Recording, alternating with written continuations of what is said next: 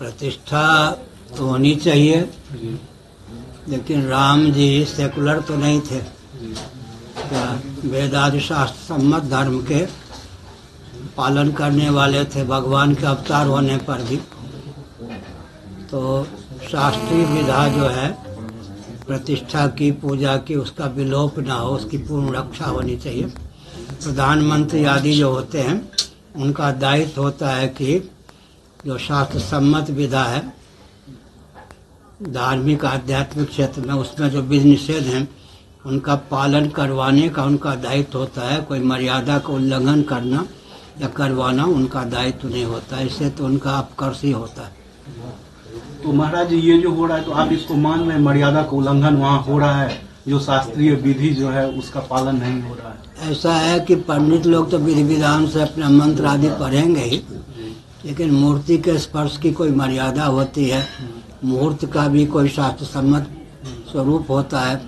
उन सब पर ध्यान न दे करके शास्त्र सम्मत विधा से प्रतिष्ठा तो होगी, मंत्र आदि पंडित लोग पढ़ेंगे ही, लेकिन इसमें एक प्रकार से जो सेकुलर तंत्र है उसका हस्तक्षेप पूरा है। अच्छा, चारों शंकराचार्यों में भी नाराजगी है क्या इसको? अब ऐसा है कि मैंने बाकी जो 3 हैं उनसे संपर्क नहीं किया है। श्रृंगेरी का जो स्वरूप है मौन रहना या जिसका शासन है उसके साथ रहना, वो परंपरा से उनकी यही विधा होती है। और जो द्वारका के अभी हैं उनका वक्तव्य मुझे कोई कार में सुना रहे थे, वो मैंने सुन लिया। और जोशी मठ के विश्व हिंदू परिषद वाले आदि मानते हैं वासुदेवानंद जी को, कोई और भी हैं जो अपने को कहते हैं। तो वासुदेवानंद जी महाराज तो हमेशा से आरएसएस भाजपा के समर्थक ही रहे। हमारा आपस में कोई संवाद नहीं है, कोई एक दूसरे से भिड़ने की बात भी नहीं।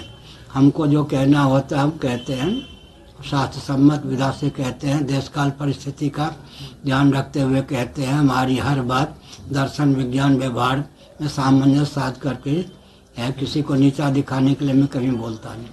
महाराज जी, पश्चिम बंगाल में गंगा सागर कुछ साधु संत आ रहे थे, पुरुलिया में उनके ऊपर हमला किया गया, इसको किस तरह से देख रहे हैं? बंगाल ये तो बहुत ही निकृष्ट काम है, हमला करना संतों पर, नास्तिकता की अराजकता की पराकाष्ठा।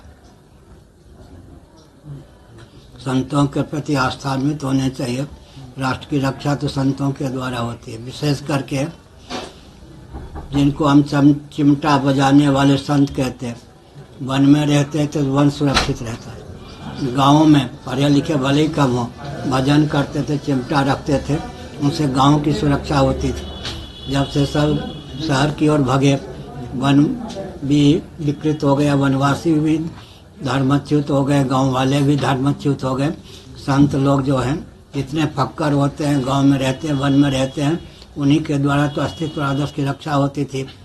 जैसा सुना है आप कह रहे हैं, उस ढंग से आक्रमण करना सब अनुचित है और एक प्रकार से प्रांत के लिए भी कलंक ही है। इस प्रकार का व्यवहार नहीं होना चाहिए।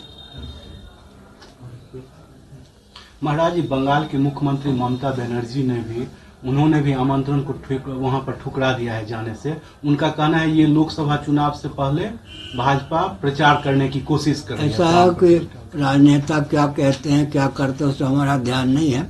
हमने जो अपने लिए निर्णय लिया है विवेकपूर्वक लिया। महाराज जी, 22 तारीख को जो बोल रहे हैं कि राम जी का मूर्ति स्थापित होगा और बताया जा रहा है कि देश में उस दिन जितने भी मंदिर है दीप प्रज्वलित किया जाए, आप किस तरह से देखना चाहते हैं उस दिन भारतवर्ष को आपकी नज़र से?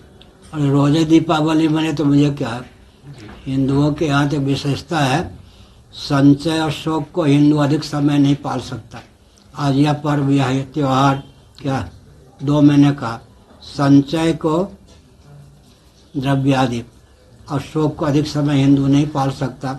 आज यह त्योहार, कल वह त्योहार, कोई मर भी गया परिवार में, अधिक समय तक शोक को नहीं पाल सकता, अधिक धन नहीं पाल सकता, उसको दान दो, दक्षिणा दो, इस पर्व में स्वागत करो, यहाँ ब्राह्मणों को दो, यहाँ अतिथियों को दो। संचय और शोक से मुक्त रखने वाले हिंदुओं के पर्व त्योहार हैं, पर्व त्योहार होते रहे, अच्छा है। महाराज जी, कांग्रेस के नेता मणिशंकर अय्यर जी ने कहा है जो चारों शंकराचार्य अयोध्या नहीं जा रहे हैं, ये मोदी जी को भारी पड़ेगा, इस पर क्या कहें? अच्छा है कि उनकी बात सफल हो जाए। मोदी जी भार उठाने में समर्थ हैं। भार नहीं झोंकते, भार तो उठाते ही हैं।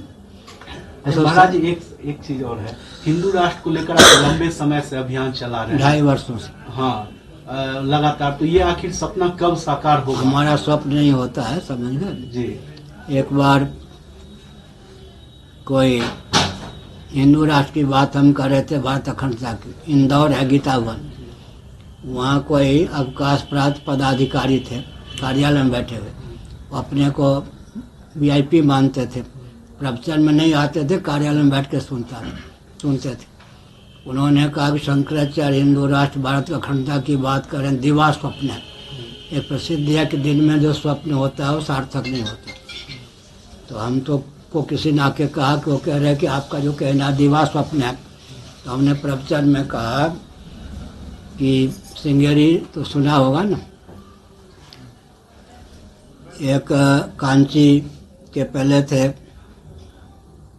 कौन थे वो? नहीं, जयेंद्र सरस्वती। जयेंद्र सरस्वती जी ने हमको कांची के लिए निमंत्रण दिया। श्रृंगेरी वालों को मालूम पड़ा, 4 पीठ में तो श्रृंगेरी है, कांची नहीं। उन्होंने सोचा कि पूरी के शंकराचार्य कांची जाएंगे, कहीं वो पीठ न सिद्ध हो जाए मूल, इसलिए उन्होंने भी निमंत्रण दिया हमको। तो हमको दिन में हम विश्राम कर रहे थे, स्वप्न हुआ, कांची वाले तुम्हारे साथ ये चाल करेंगे और श्रृंगेरी वाले तुम्हारे साथ ये चाल चलेंगे, तुम इस प्रकार से अपना बचाव करना। तो हमने इंदौर में कह दिया, हमारे दिन में भी कदाचित स्वप्न से हो जाए तो वो भी सार्थक हो जाता है। दिवा स्वप्न भी हमारा सार्थक होता है।